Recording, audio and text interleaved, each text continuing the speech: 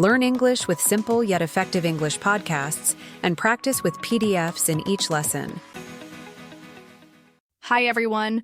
Welcome back to Podcast and Chill on the Learn English podcast channel. I'm Gwen, and here with me is the always logical, sometimes too serious, but surprisingly funny Steve. Hello, everyone. Ready to get into another episode that's equal parts insightful and entertaining? Steve, I have to ask, what's your secret plan to keep our audience hooked today? Oh, Gwen, no secrets here. Just pure, unfiltered wisdom. And maybe a joke or two. Did you hear about the feedback we got from our last episode? No, but I have a feeling you're about to tell me. You know me so well. When we dropped How to Become the Best Version of Yourself, the response was incredible. People loved it. That's amazing. It's clear our audience is all about growth and self-improvement. Absolutely. But here's the thing, Gwen, do you know what's the number one enemy of self-improvement? Let me guess. Laziness? Bingo. Laziness is like that sneaky little monster that creeps into every area of our lives. Fitness, studying, work, you name it. So true. Laziness is like a roadblock that stops us before we even get started. And that's exactly why today's episode is called Stop Being Lazy. You're wasting a lot of time. Oh, and don't forget, we've got a free PDF packed with actionable tips to help you beat laziness. Make sure to grab it and customize it for your own goals. All right, Gwen, let's get into it. Why is laziness such a universal struggle? Great question. Let's start with the root causes. A lot of people feel lazy because they lack motivation, right? Exactly. And sometimes it's not even about motivation, it's about feeling overwhelmed. When a task feels too big, our brains just shut down. Totally. Research from Stanford University shows that breaking big goals into smaller, manageable steps can make a huge difference. Instead of thinking, I need to be fluent in English in 6 months, start with, I'll practice speaking for 10 minutes every day. That's such a practical tip. And let's not forget, fear. Fear of failure is a massive contributor to laziness. Oh, 100%. A study from the University of California found that fear of failure often paralyzes people, stopping them from even starting. That's why it's so important to remind ourselves that mistakes are part of the process. Absolutely. Every mistake is a stepping stone to improvement. Now, let's talk about routines. Steve, how do you think a daily routine can help fight laziness? Oh, routines are game changers. For example, waking up at the same time every day helps your body and mind stay consistent. And consistency is key to building momentum. Exactly. Research from Duke University shows that nearly 40% of our daily actions are driven by habits, not decisions. So, if we can build good habits, we're essentially automating productivity. Love that. Start small, like a 5-minute walk every day, and once that becomes a habit, you can level up.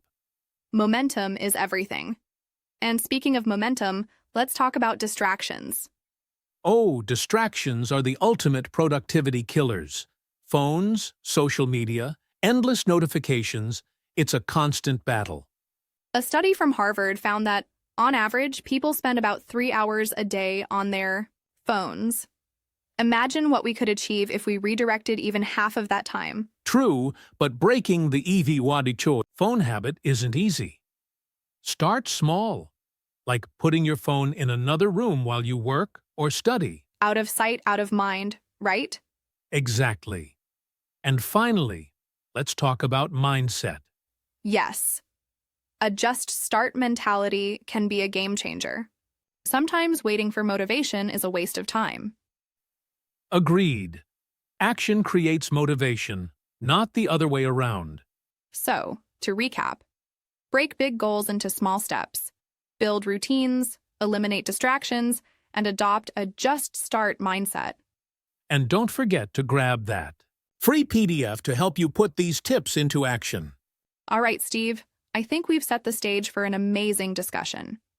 Let's keep this energy going and dive even deeper in the next part.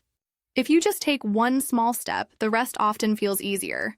And rewarding yourself for progress can keep you going, like treating yourself to a snack after finishing a task. Exactly. Little rewards keep you motivated. So to wrap up, understand the root causes of laziness.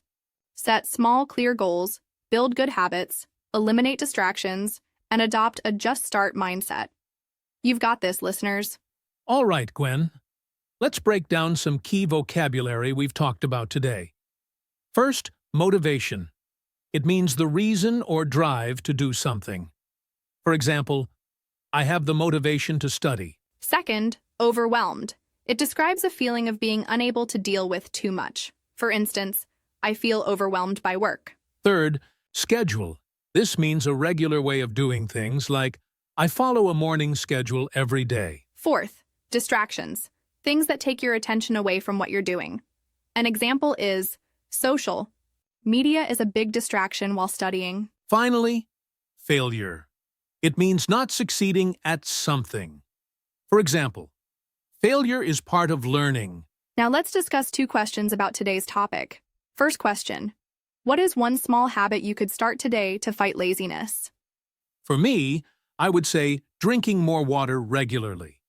What about you, Gwen? I think for me, it would be putting my phone in another room when I need to focus. Second question, how can setting small goals help you feel less overwhelmed? I think it's because small goals feel more manageable and easier to start. Breaking tasks into steps really makes a difference. What do you think, listeners? Share your answers in the comments below. Now, Steve, let's dive into some fun facts and research about laziness. Sure, Gwen. Did you know there's a term called productive procrastination? Wait, what? How can procrastination be productive? It's when people delay important tasks, but still get other useful things done. So, like cleaning your room instead of finishing that report. Exactly. Research from the University of Sheffield found that this can reduce stress and help people refocus on their main goals. That's interesting, but we also have to be careful, right? Definitely. If you procrastinate too much, it can turn into a hard-to-break habit. Speaking of habits, did you know it takes about 66 days to form a new habit? Yes. That's from a University College London study. It proves that consistency is key to building long-term habits. That's why having a daily schedule is so important. Absolutely. And one more thing, laziness often comes from a lack of purpose in what we do. That's a great point, Steve. When you find meaning in your work, it becomes easier to stay motivated. Here's a fun fact for our listeners. Did you know Albert Einstein was often called lazy as a child? No way. But look how that turned out. Exactly. It's proof that being lazy doesn't define your potential. So, listeners, don't be too hard on yourselves. Find your rhythm and take one step at a time. That reminds me, Gwen. Have you heard about the 2-minute rule for beating laziness? Oh, I think I've heard of it. Isn't it about starting a task that takes just 2 minutes? Exactly. The idea is to make a task so small and simple that you can't say no to it. For example, if you want to start exercising, just commit to putting on your workout shoes. That's clever. Once you start, it's easier to keep going. And it's backed by psychology. When you start small, your brain feels a sense of achievement that motivates you to do more. Speaking of motivation, there's a fun story about Thomas Edison. Oh, I love Edison's stories. What's this one about? Exactly. But Edison famously said, "I have not failed. I've just found 1,000 ways that won't work." Wow, 1,000 times? That's a lot of mistakes. Absolutely. So even if you feel lazy or discouraged, remember, progress is still progress, no matter how small. That's so inspiring. It proves that persistence is key to success. One more fun fact for you, Steve. Did you know the word lazy comes from an old German word, lask, which means weak or feeble, exactly. That's fascinating. But being lazy doesn't mean you're weak. It's just a reminder that we all have moments when we need rest or a push to get going. All right, Gwen. Let's look at some new keywords and phrases related to overcoming laziness. Great idea, Steve. Let's start with time management, organizing your time effectively to get things done. For example, using a planner is a great tool for time management. Next, prioritize tasks, deciding which tasks are most important and doing them first. For example, ID5. Always prioritize my homework before playing games. Another important word is focus, paying full attention to what you're doing. For example, I turn off all notifications to help me focus on my studies. Then we have take action, starting something instead of just thinking about it. For example, if you want to achieve your goals, you have to take action. And lastly, step by step, doing things one at a time in a slow and steady way. For example, I'm learning English step by step, practicing a little every day. All right, Gwen, here's a question for you. Sure. What is it? Because it helps you focus on what really matters and prevents wasting time on less important things. That's a great point, Gwen. Now, your turn to ask me a question. Sure, Steve. If you're struggling to manage your time, what's the first thing you would do? I'd start by writing down everything I need to do and ranking them by importance. Steve, we've had such a productive discussion today about overcoming laziness. You're right, Gwen. I hope our listeners feel inspired to take action and make positive changes. Me too. Remember, even small steps lead to big progress over time. And don't forget, you can download the free PDF we mentioned earlier. Yes. Just click the link in the description to personalize your action plan. Thanks for joining us today. See you in the next episode. Keep making progress, one step at a time.